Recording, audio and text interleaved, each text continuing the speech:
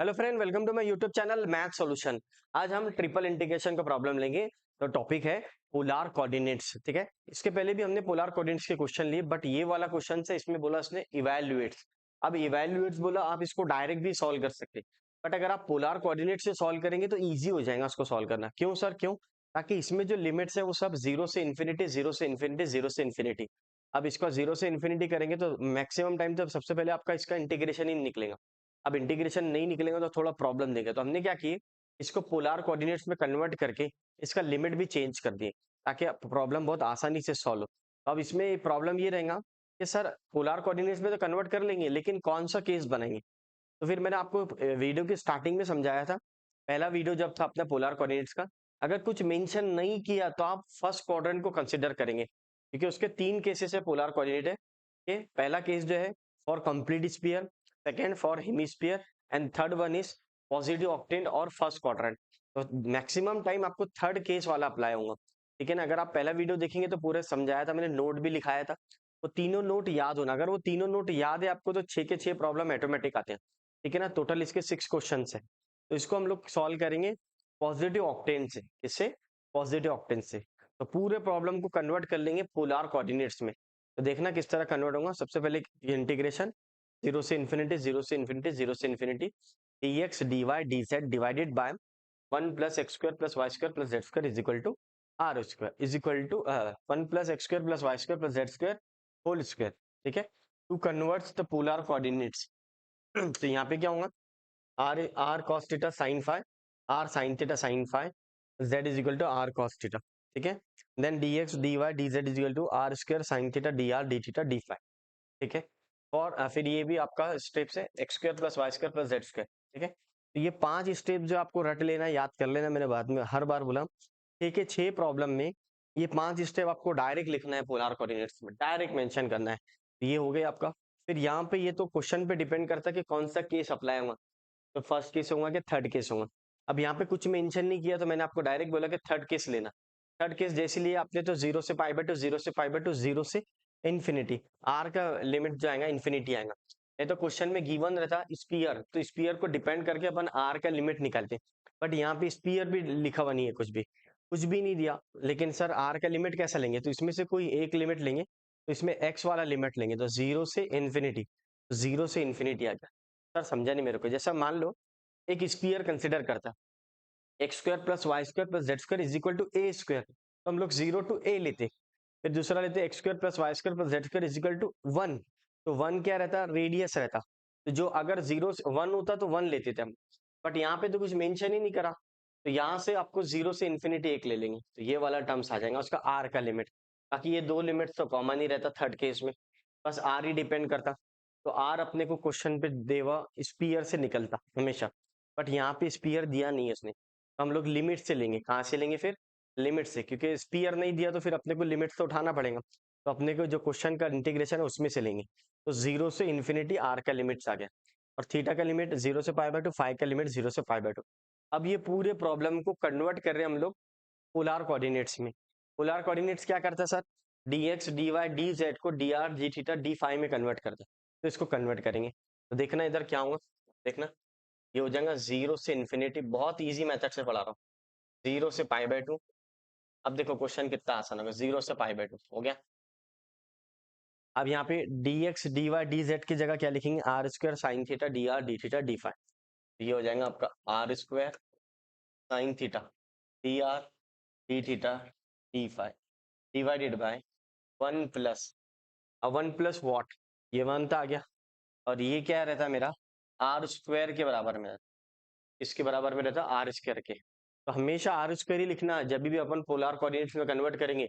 तो x square plus Y square plus Z square के बराबर में आर स्क्वायर लिखना, बाकी कोई दूसरा नहीं चलता। क्यों सर, क्यों? ताकि प्रॉब्लम कन्वर्ट हो रहा आर थीटा और फाइ में। तो बच्चे बोलेंगे सर ए स्क्वायर लिखा हुआ है ना, ए स्क्वायर, यह कोई कोई प्रॉब्लम में ए स्क्वायर है उसकी जगह, तो ए स्क्वायर नहीं आएगा भैया, वो रेडियस निकालने के काम में आता। तो यहाँ पे आपका आर स्क्वायर आएगा होल स्क्वायर। ठीक है, अब इसमें कुछ नहीं, पहले इंडिविजुअली आप साइन थीटा को और डी फाइव को सॉल्व कर लो, फिर बाद में लास्ट में आर वाली टर्म को सॉल्व करेंगे। तो आप जीरो से इंफिनिटी ले लो, और ये r square one plus r square whole square d r. ठीक है, यहाँ तक आ गया। अब इसमें थीटा वाला टर्म्स कौन सा है, थीटा का लिमिट्स क्या है, 0 से π/2, और साइन थीटा दिख रहा सर एक इसमें, तो 0 से π/2 साइन थीटा डी थीटा। पाई वाला टर्म क्या है, 0 से π/2 है सर लिमिट। पाई का लिमिट देखो 0 से π/2 है। पाई वाला टर्म है क्या, उसमें कोई भी नहीं है। अब नहीं है तो 1 लेंगे, तो 1d5 आ गया बराबर। अब यहाँ पे चेक करो, यहाँ पे चेक करो, 0 से infinity r square 1 plus r square whole square d r. ठीक है, अब यहाँ पे साइन थीटा का इंटीग्रेशन क्या होता, माइनस कॉस थीटा होता, माइनस कॉस थीटा होता, 0 से π/2 हो गया। अब यहाँ पे 1 का इंटीग्रेशन क्या होता, 5 होता, 0 से π/2। साइन का इंटीग्रेशन माइनस कॉस होता, और 1 का इंटीग्रेशन विद रिस्पेक्ट टू 5 में 5 होगा, तो इसलिए ये आ गया। ठीक है, अब यहाँ पे देखेंगे इसको अपर लिमिट्स माइनस लोअर लिमिट रखेंगे, चेक करना अपर लिमिट्स माइनस लोअर लिमिट क्या है। तो ये तो सर एज इट इज रहेगा, नो चेंज आएगा, या आर स्क्वायर भी आ जाएगा, 1 प्लस आर स्क्वायर। क्या बात है सर, समझ में आ रहा सर अभी मेरे को। अब आप इसको upper limit minus lower limit कर देंगे, तो upper limit minus lower limit, इसका आंसर डायरेक्ट लिख लो, अभी टेंशन मत लो, बार बार वही आ रहा पेपर में। इसका आंसर 1 आ जाता, ये 1 आ गया, इसका आंसर π/2 आ जाएगा, तो दोनों का आंसर 1 इंटू π/2 होता। तो फाइनल आंसर क्या रहेगा, चेक करना। फाइनल आंसर तो नहीं बोलेंगे सर, अभी एक इंटीग्रेशन बाकी है ना, हाँ आर वाला बाकी है अभी। तो इसको ऐसा लिख सकते, π/2 0 से infinity r square 1 plus r square whole square d r. ठीक है, तो ये आ गया आपका यहाँ तक। दो इंटीग्रेशन सॉल्व हो गए, एक π/थीटा वाला सॉल्व हो गया, एक फाई वाला सॉल्व हो गया। अब आर का बाकी है, किसका बाकी है बेटा, आर का। तो आर का हम लोग नेक्स्ट स्लाइड में लेंगे, ठीक है ना। पहले हमने थीटा को सॉल्व कर लिया और फाई को सॉल्व कर ली, अब हम लोग इसको नेक्स्ट स्लाइड में आगे सॉल्व करेंगे। चलो देखते हैं नेक्स्ट स्लाइड लेंगे। अब देखना किस तरह सॉल्व होगा सर, 0 से इन्फिनिटी आर स्क्वायर है, तो बीच में क्या है, प्लस का साइन है, प्लस रहे तो tan थीटा पुट करते, या tan t भी बोल सकते हैं अपन। माइनस रहे 1 माइनस आर स्क्वायर है तो साइन t, याद रखना। माइनस में साइन पुट करते, प्लस में tan पुट करते। अब ये कहाँ पढ़े सर आपने, ये 11 12 में पढ़े, ये 11 12 में नहीं पढ़े आपने, इसलिए समझा रहा हूँ आपको। जब प्लस आया तो tan t पुट करते, क्योंकि 1 plus tan square theta is equal to sec square theta होता। अगर आपको प्रॉब्लम जाता है तो ये लिख लेना, 1 plus tan square theta is equal to sec square theta होता। और एक फॉर्मूला बार बार आएगा, sec theta is equal to 1/cos theta, ये भी आए, ध्यान में रखना। अब इसको लिखेंगे हम लोग, put r is equal to tan t। ठीक है, now differentiate with respect to t, ये हो जाएगा dr/dt। अब tan को क्या लिखेंगे हम लोग, सेक स्क्वायर t लिखेंगे, क्या लिखेंगे, सेक स्क्वायर t, और इसको उधर शिफ्ट कर दो, तो dr is equal to sec square t dt बराबर। अब यहाँ पे हम लोग क्या कर सकते, यहाँ पे चेक करेंगे,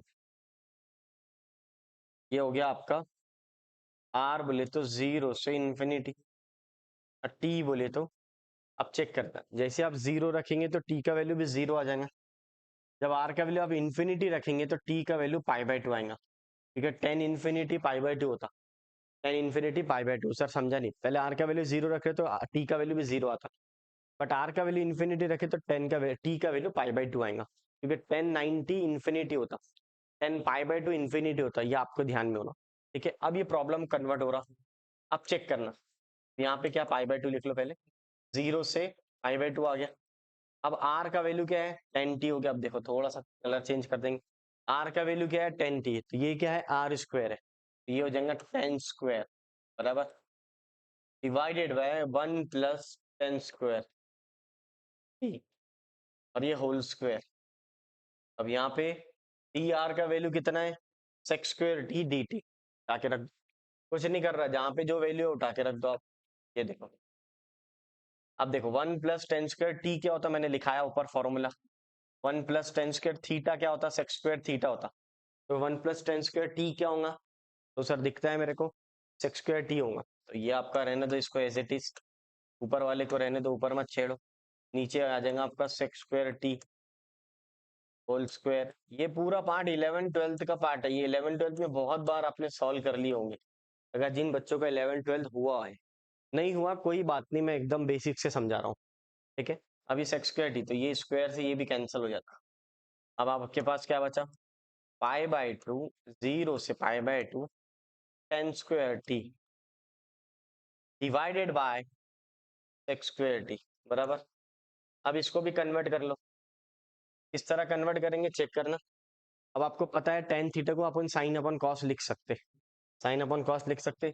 तो बच्चों को नहीं समझता उनके लिए tan थीटा, ये 9th का फॉर्मूला है, साइन अपॉन कॉस, एकदम 9th में पढ़े थे आप, 9th के अंदर। सर 9th भी पढ़ाते क्या आप? नहीं बाबा, नहीं पढ़े तो इसलिए पढ़ाना पड़ता। 9th नहीं पढ़ाता हूँ, लेकिन एकदम बेसिक से समझाना पड़ता है बच्चों को। मैं तो बोलता मैं नहीं पढ़ता, जा क्या करता तू, मत पढ़ता तो मत पढ़, कोई बात नहीं। अब देख tan थीटा क्या आएगा, sine theta upon cos theta, ठीक है। मेरा काम है बेसिक से समझाने का, अब आपका काम है थोड़ा पढ़ने का। अब यहाँ पर आ गया मेरा tan t का, तो ये हो जाएगा sine square T divided by cos square T. अब ये सेक को क्या लिखेंगे, सेक को क्या लिखेंगे, 1/cos, ये 1/cos स्क्वायर टी।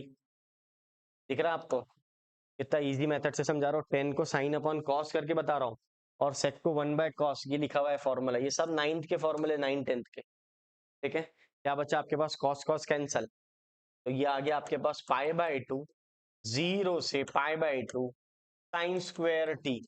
अभी ऑलरेडी पोलर कोऑर्डिनेट्स में इसको सॉल्व करके बताया मैंने, साइन स्क्वायर टी को किस तरह सॉल्व करेंगे, मैंने बताया आपको किस तरह सॉल्व होगा, बोल दो। तो ये π/2 n-1, n का वैल्यू कितना है, 2 है यहाँ पे, ये n का वैल्यू रहता, तो 2 - 1/2। और फिर मैंने बोला अगर पावर इवन है तो लास्ट में π/2 लिखना कंपलसरी है। तो आपने जैसे आपने एक्सपांड हो गया, तो ये π/2 आ जाएगा, क्योंकि इवन पावर है। कौन सा पावर है, इवन पावर है, इसलिए 2 - 1/2, ठीक है। अब इसको सॉल्व कर लो, तो पाई इंटू ये 2 - 1 1 होता, pi into pi, pi square, और 2 4 जा 8, 4 2 जा सॉरी 2 2 जा 4, 4 2 जा 8, तो पाई स्क्वायर का पाई स्क्वायर बाय 8 आ जाता आंसर। अगर किसी बच्चों को प्रॉब्लम है कि सर ये कौन से फॉर्मूले से आया, तो वो भी बता देता मैं।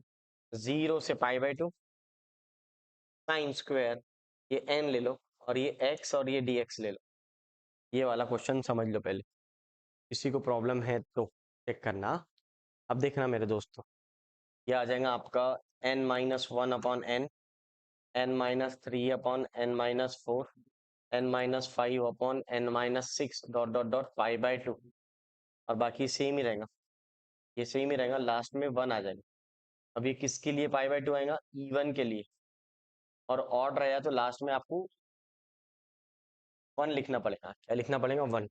अभी देखो प्रॉब्लम किस तरह सॉल्व होगा, अब चेक करो, 2 - 1/2, अब 2 - 3 तो नहीं बोल सकते ना हम लोग, इसलिए इतना ही सॉल्व करेंगे। अगर 4 होता तो यहाँ तक सॉल्व करते, अगर 6 होता तो यहाँ तक सॉल्व करते, और लास्ट में π/2 कंपलसरी कब, जब पावर इवन रहे। अब 2 तो इवन नंबर है ना, तो 2 इवन नंबर है, इसलिए लास्ट में इसको π/2 लिखना है। अगर मान लो 2 के जगह 3 आता, तो फिर आप इंटू 1 करते, इंटू क्या करते, 1 करते। अगर 5 आता तब भी 1 करते, पहले एक्सपांड कर लेते उसको 5 आने तक, ये 5 के पहले तक, 5 के आगे नहीं एक्सपांड कर सकते। जैसा मान लो यहाँ पे क्या करें हमने, 2 - 1/2, 2 - 1/2, 2 - 3 तो हो नहीं सकता ना, वो तो नेगेटिव आ जाएगा आंसर, क्या आ जाएगा, नेगेटिव आ जाएगा। नेगेटिव नहीं चलता, नेगेटिव क्यों नहीं चलता, ताकि इवन फंक्शन है। कौन सा फंक्शन है, इवन फंक्शन है, तो इसलिए लास्ट में आपको π/2 लिखना है। π/2 कब लिखना है, जब पावर इवन रहे। पावर अगर ऑड है तो आपको 1 लिखना है। ये फॉर्मूला ऑलरेडी इसके पहले एक्सप्लेन किया, डबल एक्सप्लेन कर लो, ठीक है। इस तरह आपको प्रॉब्लम को सॉल्व करना, ठीक है फ्रेंड। चलो मिलते हैं नेक्स्ट वीडियो में। वीडियो पसंद आया तो लाइक शेयर एंड सब्सक्राइब कीजिए।